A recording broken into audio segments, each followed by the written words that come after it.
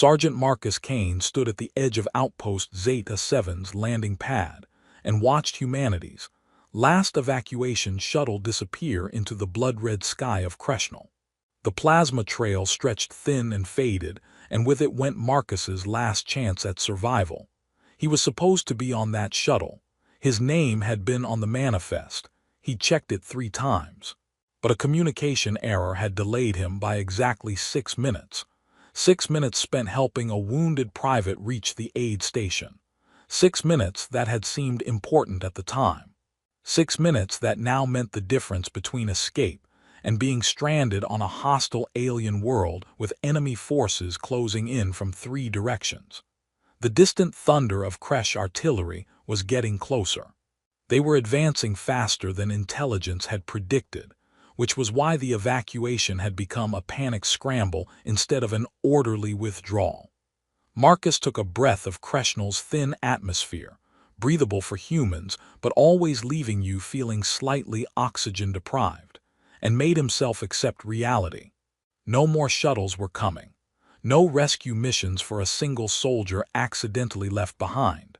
The official paperwork would probably list him as missing, presumed KIA within a week. The Earth Alliance had evacuated, cut their losses, and moved on. He was 32 years old, a career soldier with 3 combat tours under his belt, and according to his service record, he was highly adaptable and tactically creative. Military euphemisms for will jury-rig solutions that technically violate protocol but usually work. He'd need every bit of that adaptability now. Marcus looked at his gear. 1 C-47 pulse rifle with 3 spare magazines, roughly 120 rounds total. 1 combat knife. Standard field kit including basic medical supplies, ration bars for 3 days, water purification tablets. A communication device currently displaying no signal, because the evacuation fleet had jumped to FTL and taken the relay satellite with them. His survival time, maybe 48 hours, maybe less if the Kresh found him quickly. The logical move would be to hide. Find a cave, wait for the occupation sweep to pass, then try to survive in the wilderness until what? There was no rescue coming, no way off this planet. Marcus turned and looked at Outpost Zeta 7. The small research station was damaged, walls pocked with artillery impacts, several sections collapsed, the main command tower listing at an angle that suggested compromised structural integrity. It was a ruin, but it was also defensible. Something cold and determined settled in Marcus's chest. If he was going to die on this planet, and statistically he almost certainly was, he'd do it on his terms. He'd make the Kresh work for it. He'd turn this abandoned outpost into a fortress and defend it with everything he had. Not because he had delusions about winning, because going down fighting beat hiding in a cave waiting to starve. Marcus entered the outpost through a breach in the outer wall, rifle ready even though he knew the position was abandoned. The interior was chaos, equipment left where it fell during the rushed evacuation, screens still displaying outdated tactical information, the smell of burnt circuitry and human fear. He spent the first hour on reconnaissance, checking every room, every corridor, every defensive position, making mental notes. The weapons systems were disabled, standard protocol to prevent captured equipment being turned against human forces. But disabled meant control systems were scrambled, not that the physical weapons were destroyed. Marcus had bypassed similar lockouts before. Power generation was damaged, but one fusion cell was still functioning at maybe 30% capacity. Enough for basic lighting and essential systems. Water recycling was intact in the eastern section. Food storage had been mostly cleared, but he found a sealed emergency cache, rations designed to feed 50 for 2 weeks. For one person, that was months if he was careful. The medical bay still had supplies, trauma kits, tissue regenerators, antibiotics, pain management drugs. Most importantly, the sensor array was partially functional. He could see approximately 10 kilometers in any direction, warning before attacks arrived. Marcus spent the rest of that first day working with manic energy. He started repairs on defensive walls using debris and salvaged materials. He identified 3 firing positions with excellent sight lines and clear fields of fire. He began work on the automated turrets. The control systems were encrypted, but the physical weapons were intact. He could rig manual controls. It would mean operating them himself, but manual was better than nothing. As Krishnal's sun set in colors Earth's sky never produced, deep reds and purples that made everything look hostile and alien, Marcus ate 1 ration bar, drank recycled water, and looked at the tactical displays showing enemy positions steadily advancing toward his location. They'd be here tomorrow, maybe the next day. Marcus checked his rifle one more time, counted his ammunition, and allowed himself a bitter smile. The Earth Alliance had forgotten he existed, would list him as a casualty statistic, would move on, but he'd make it count. When the Kresh came for this outpost, they'd remember the human who refused to just die quietly. He slept fitfully that night in the command center, rifle within arm's reach, dreaming of the evacuation shuttle disappearing into the red sky while he stood below watching his last chance at survival leave without him. The Kresh scouts arrived 3 days later, exactly as Marcus predicted. He watched them through the sensor array, a dozen warriors moving cautiously through the abandoned human positions surrounding the outpost. The Kresh were imposing even by alien standards. 8 feet tall with 4 arms, heavily muscled, covered in natural armor plating that made them look like evolution's perfect killing machines. Their society was built around military conquest, every individual raised for combat from childhood. Marcus let them approach. He'd spent 3 days preparing, turning the outpost into a maze of firing positions, fallback routes, and improvised traps using unexploded ordnance he'd found in the damaged sections. He'd memorized every angle, every sight line, every piece of cover. When the Kresh were close enough, clustered together examining the main entrance, clearly thinking the outpost was abandoned, Marcus opened fire from an elevated position with perfect line of sight. His first burst took down 3 warriors before they could respond. Military training and 3 combat tour made his aim precise, his target selection tactical. He aimed for the commander first, recognized by better armor, then the communications specialist, then the largest warrior who was probably their close combat expert. The remaining Kresh scattered, seeking cover, trying to locate the shooter. Marcus was already moving, relocating to his secondary position while they wasted ammunition shooting at where he'd been. The firefight lasted maybe 15 minutes. When it ended, 6 Kresh warriors were dead, and the survivors were falling back to report to their main force. Marcus had taken no hits. His positioning and preparation had given him overwhelming tactical advantage despite being outnumbered. He used the time before their inevitable return to improve his defenses further, to relocate traps, to rest and prepare for the next engagement. The Kresh returned 2 weeks later with a full assault force, maybe 60 warriors, proper military formation, using suppression fire and attempting to flank his positions. Marcus made them pay for every meter they advanced. He'd spent 2 weeks turning the outpost into a killing field.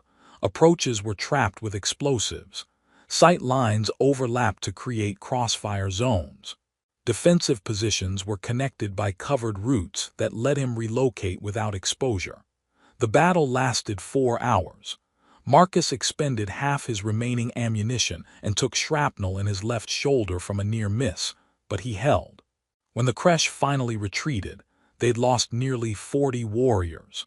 Marcus had successfully fallen back to his secondary defensive line, giving up the outer positions but maintaining the core of the outpost. He treated his wound with medical supplies, popped antibiotics, and allowed himself 4 hours of sleep before starting work on his next defensive layer. The pattern established itself over the following months. The Kresh would attack with increasing force and sophistication, learning from previous engagements. Marcus would defend with improvised tactics and absolute determination, making them pay in casualties for every position he eventually had to yield. He retreated deeper into the outpost complex. Each defensive line was more elaborate than the last because he'd had time to prepare it. The Kresh were pushing him back through sheer numbers, but they weren't overwhelming him. He was trading ground for their blood at unsustainable rates. Marcus lost track of exactly how many Kresh warriors he'd killed. Hundreds, certainly, maybe more. His outpost became infamous in their military. The position that should have fallen in days had held for months, defended by a single human who refused to die or surrender. They started calling him Death's Shadow in their language, a title Marcus learned from intercepted communications he taught himself to partially decode. He didn't feel legendary. He felt exhausted, operating on fury and stubbornness and the absolute refusal to let the universe win. Every day he held this position was a day he wasn't dead, wasn't captured, wasn't defeated. It was his final middle finger to the Earth Alliance that had forgotten him and the Kresh forces trying to kill him. 6 months after the evacuation, Marcus was holding approximately 30% of the original outpost. He'd weathered 17 major assaults and countless smaller probes. His body was covered in scars, some healed cleanly, others leaving permanent marks. His ammunition was down to maybe 50 rounds. His food supplies were getting critically low. He knew rationally that the end was coming. Eventually, the Kresh would commit enough forces to overwhelm his remaining defenses, or he'd run out of ammunition, or simple exhaustion would slow him enough to take a killing shot. But he'd held for 6 months. 6 months alone on a hostile planet, defending a ruined outpost through improvisation and determination. If this was where he died, it was one hell of a final stand. Then the sensors picked up something new. Marcus was doing his evening perimeter check, routine that had become ritual, when the long-range detection system started displaying contacts. Multiple large vessels dropping out of FTL in orbit. His heart rate spiked. For one wild moment, he thought maybe Earth Alliance had come back for him. The ship's signatures were wrong. Not human vessels, not Kresh either. Something else. Something new. Marcus pulled up his salvaged observation equipment and watched as landing craft descended in perfect formation. The ships were elegant and deadly, organic curves mixed with crystalline structures that caught the light in ways that hurt to look at directly. Advanced technology that made both human and Kresh engineering look primitive. The soldiers that emerged were like nothing Marcus had ever seen in person, though he recognized them from intelligence briefings. Shelkin. Tall and imposing with silver skin that shifted through chromatic patterns. 4 arms that moved with coordinated grace. A reputation as one of the most formidable military powers in this region of space. Marcus had no idea what the Shelkin were doing on Kreshnel, but he watched them establish a perimeter with professional precision. They weren't invading, they were reclaiming, setting up permanent structures like they planned to stay. Over the next days, Marcus intercepted enough communications to piece together the situation. Kreshnel was apparently disputed territory, claimed by the Shelkin Empire centuries ago, then abandoned, then occupied by the Kresh who'd thought the Shelkin weren't returning. They'd been wrong. The Shelkin were here to reclaim their old territory, and they'd brought their Empress with them, which suggested this was politically significant. Marcus watched the Shelkin forces advance through the region, systematically eliminating Kresh resistance with superior technology and tactics. The Kresh forces that had been trying to kill him for 6 months now had a much bigger problem. The Shelkin were moving toward his outpost. Marcus looked at his defensive positions, at the fortress he'd built from debris and desperation, at the place he defended for half a year with blood and exhausted determination. He'd held this position against the Kresh for 6 months. If the Shelkin wanted it, they'd have to take it from him. He was done surrendering anything to anyone. Marcus spent 3 days watching the Shelkin forces advance. They were overwhelmingly effective against the Kresh, superior technology turning what should have been hard-fought battles into systematic elimination of enemy positions. The Kresh forces that had been intermittently assaulting his outpost were now falling back, trying to establish defensive lines. It wasn't working. Marcus knew the Shelkin would reach his outpost soon. He could see their forward scouts already examining the perimeter. He made his final preparations, set new traps, positioned his remaining ammunition for maximum effectiveness, accepted that this might be his final battle. When the Shelkin advance reached his outpost, Marcus opened fire. His first shots were precision, taking out forward scouts with headshots before they could report. Then he engaged the main force with everything he had. The remaining automated turrets he jury-rigged trapped approaches that channeled them into kill zones, suppressing fire from multiple positions. The Shelkin were professional military. They took casualties and fell back, clearly shocked to encounter serious resistance at what should have been an abandoned human position. Marcus used the pause to relocate. The second assault was more cautious. The Shelkin used drones to scout, employed suppressing fire, coordinated their advance. Marcus adapted, used traps held in reserve, employed every bit of defensive depth he'd built up. He wasn't trying to win. He was trying to make them pay. Then something unexpected happened. The Shelkin assault stopped mid-advance. Their forces held position, neither attacking nor retreating. Marcus could see they were receiving new orders, reorganizing. An hour later, a different group arrived. These soldiers were elite, better equipment, movements suggesting extensive combat experience, and with them came someone clearly in command. She was taller than the other Shelkin, her silver skin displaying colors Marcus hadn't seen on regular soldiers, deep golds and royal purples that seemed to signify high status. Her forearms moved with absolute confidence. Every soldier deferred to her. Marcus's partial translation of intercepted communications confirmed it. Empress Kelshara, the ruler of the Shelkin Empire, was personally at his outpost. He watched through his scope as the Empress and her elite guard moved through his outer defensive positions. After a moment, he activated the outpost's external speakers. "This is Sergeant Marcus Kane, Earth Alliance Marine Corps. I'm the only defender of this position. I've held it for 6 months against Kresh forces. If you want this territory, you'll have to take it from me." The silence that followed was profound. Marcus could see movement among the Shelkin forces, surprise rippling through their ranks. The Empress's silver skin shifted rapidly through colors that clearly indicated strong emotion. When she spoke again, her voice carried genuine curiosity. One human, alone for 6 months, against Kresh military forces. Affirmative. This is unprecedented. Our intelligence shows this outpost sustained major damage and was abandoned. There are no supply lines, no reinforcements, no support. How do you survive? Carefully, Marcus said, feeling grim satisfaction at the understatement. He could see the Empress consulting with advisors, animated discussion clearly indicating debate and disbelief.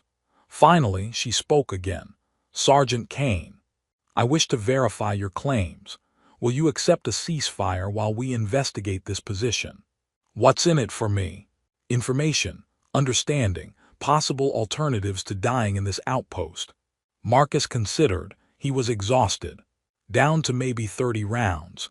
He knew he couldn't hold against a full Shelkin assault, but there was something in the Empress's tone, not mockery, not disbelief, something like respect.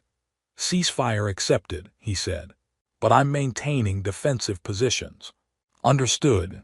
What followed was the strangest experience of Marcus's 6 months on Kreshnal. The Shelkin forces entered his defensive positions carefully, professionally. Not as invaders, as investigators. They examined every repair, every trap, every defensive layer. They counted the Kresh bodies that marked successful defensive actions. They analyzed battle damage and cross-referenced it with intelligence on Kresh assault tactics. The Empress herself walked through his defensive lines. her four arms occasionally touching repairs or examining fortifications, her silver skin shifting through thoughtful colors. Marcus watched from his command position, rifle ready but not aimed, as they cataloged 6 months of desperate survival. Hours later, the Empress returned to speaking range. "Sergeant Marcus Kane, we have investigated your claims. The evidence is conclusive. A single human defender has indeed held this position against sustained Kresh military assault for approximately 6 standard months." She paused, and her skin colors shifted to something warm and bright. "This is among the most impressive defensive actions I have encountered in 30 years of military command." "It wasn't about being impressive," Marcus said, his voice rough. "It was about not dying quietly." "There is nothing quiet about what you have accomplished here." The Empress gestured to encompass his defensive positions. "You have killed hundreds of enemy warriors. You have held territory that a full garrison would struggle to maintain. You have adapted and survived with no support. This is warfare distilled to its essential form, one warrior refusing to yield." She moved closer. "I wish to make you an offer. I wish to witness you in combat one final time. My forces will withdraw to observation distance. There is a Kresh remnant force in this region. I have ordered them to assault this outpost once more. I wish to see how you fight." Marcus stared at her. "You want me to fight for your entertainment?" "Not entertainment, documentation, understanding." Her skin colors were earnest, respectful. "Sergeant Kane, you have accomplished something that military scholars will study for generations. I wish to witness it directly, and I wish my warriors to witness it as well, to understand what is possible when a soldier refuses to accept defeat. And if I refuse, then we withdraw and you continue your defense. But the Kresh in this region are being systematically eliminated. Soon there will be no enemy left. This may be your final opportunity to demonstrate what you have survived." Marcus thought about 6 months of lonely warfare, about being forgotten by his own people while becoming legend to the Kresh. "When do they attack?" he asked. "Within 3 hours. Your forces will only observe." "You have my word as Empress." Marcus made his decision. If he was going to fight one more time, someone should see it. Someone should witness what Marcus Kane had survived. "I accept," he said, "but if I fall, I want my story recorded. I want someone to know I was here." "You have my word," the Empress said solemnly. "And Sergeant Kane, you will not fall. I have studied your preparations. You are far from finished fighting." The Shelkin forces withdrew to elevated observation positions. Marcus could see them setting up recording equipment, the Empress taking position with perfect sight lines to his entire defensive layout. For 6 months, he'd fought alone with no audience but the enemy trying to kill him. Now he had an audience of elite alien warriors and their Empress. He used the 3 hours to prepare, checked ammunition, down to maybe 200 rounds, verified traps and fallback positions, ate ration bars and drank recycled water. Then the Kresh came. Marcus spotted them on sensors, 3 dozen warriors, maybe more in reserve, everything the Kresh had left in this region. They advanced cautiously, using drones to scout. Marcus let them come, holding fire, waiting. When they reached his first kill zone, Marcus opened fire, not from his primary position, from secondary position they didn't know about, held in reserve for exactly this. His first burst dropped 3 warriors. Then he was moving, already relocating as return fire tore through the position he'd just left. The battle unfolded like deadly dance. Marcus used the defensive depth built over months, firing from one position, triggering traps to cover movement to next, using terrain he knew intimately. The Kresh adapted, pushed forward. Marcus fell back, making them pay for every meter. He took a round that grazed his leg, kept moving, down to maybe 100 rounds. The Kresh breached his third line. Marcus fell back to the command center, his final position. Multiple firing positions, overlapping fields of fire. His last trap, charges that would bring down the structure if they overran him. The final assault was brutal.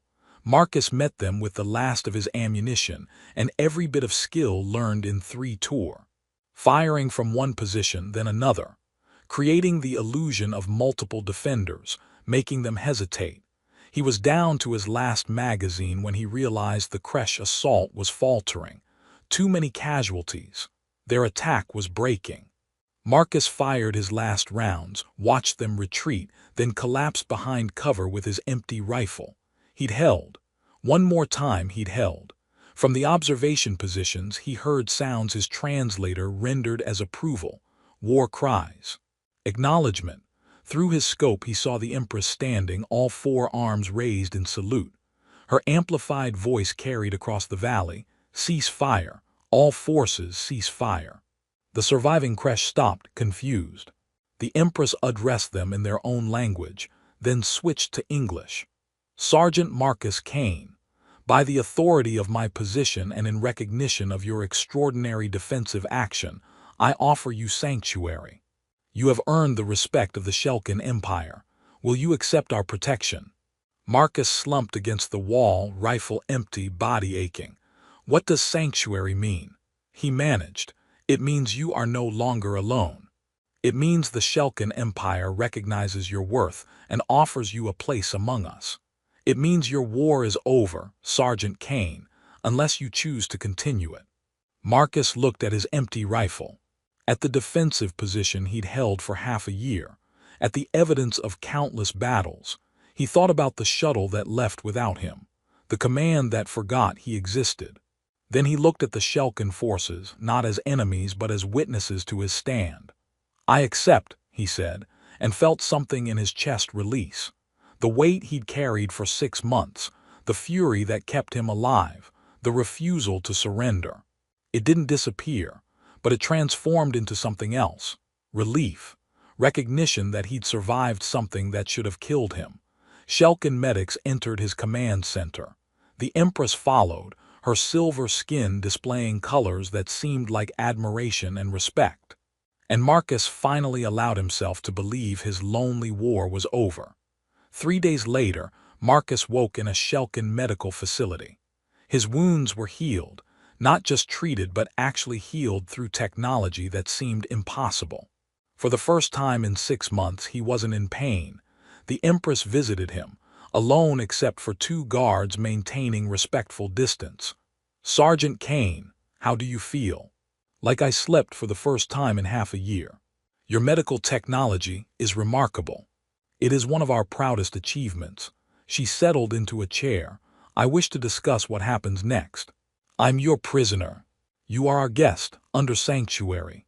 You are free to leave whenever you choose, though I suspect you have nowhere to go currently." Marcus nodded. He'd checked. Earth Alliance had listed him as KIA 6 months ago. Officially he was dead. So what are my options? Many. You could remain with the Shelkin Empire. Your tactical skills are extraordinary. You could serve as instructor, advisor. Or you could request transport to human space when our ships return to that region. Or you could do nothing. Rest. Recover. All paths are open. What do you want from me? The Empress's skin shifted to warm colors. "I want you to understand what you accomplished. I have shared recordings of your defense with my military commanders. Already your tactics are being studied.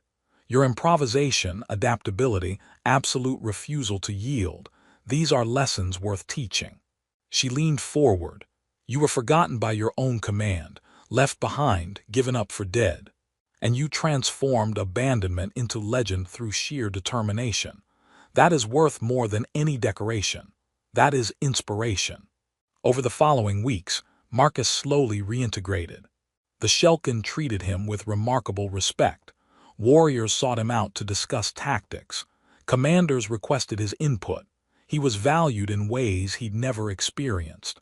The Empress arranged for him to observe training, to share perspectives, to contribute to tactical development. One evening, sitting with the Empress in a private garden on the Shelkin command ship, Marcus asked, "Why does my survival matter so much to your people?" The Empress was quiet, skin shifting through contemplative patterns. "Because it is rare," Sergeant Kane. Rare to see a warrior who fights not for glory, but simply because yielding is unthinkable. Rare to witness someone transform absolute isolation into strength. Rare to see improvisation elevated to art form through necessity. She turned to look at him. Most warriors fight as part of a unit, drawing strength from companions. You fought utterly alone, with no support, no hope of relief. And you still fought with excellence. That is profound demonstration of what an individual can achieve when they refuse to accept defeat. I was scared the whole time. But fear is not weakness.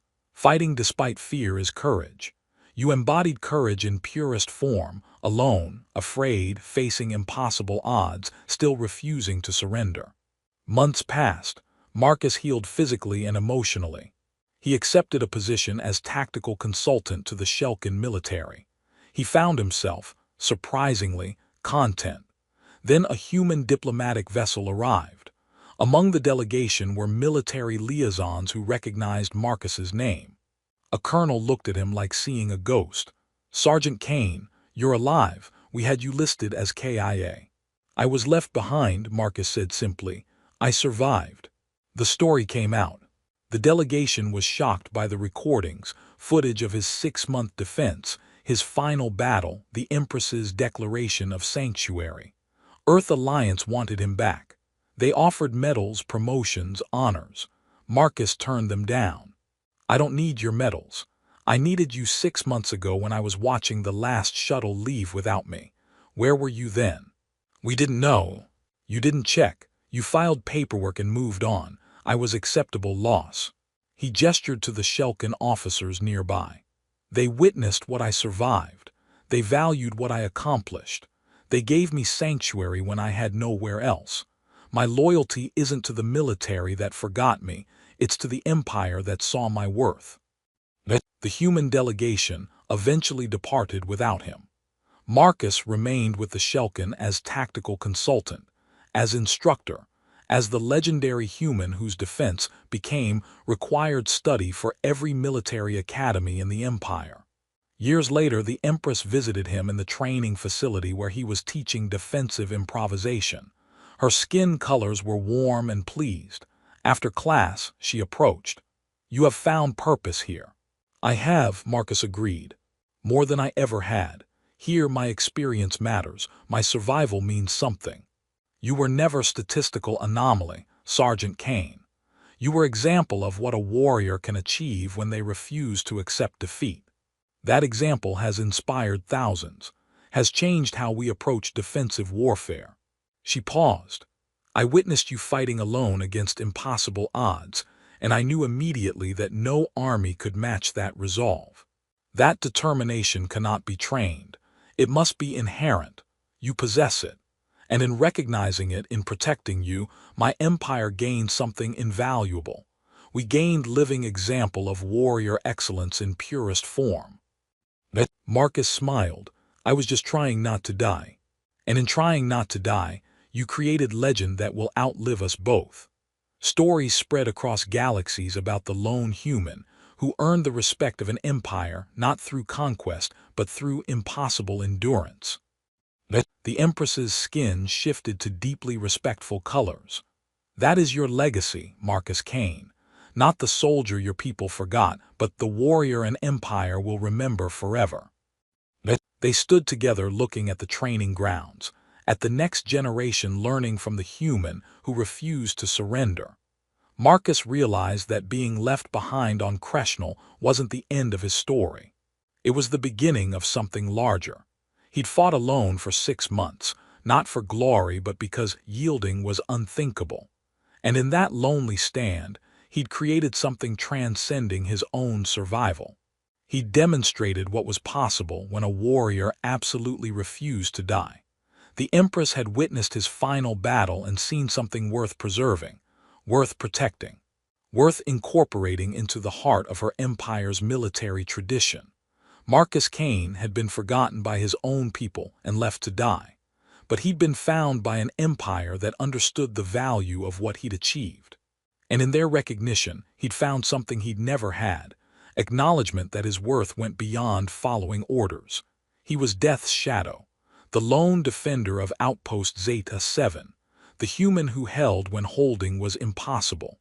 And his legend would spread across the stars, carried by the empire that had witnessed his stand and been forever changed by watching one warrior refuse to accept defeat. Sometimes being forgotten is the beginning of being remembered.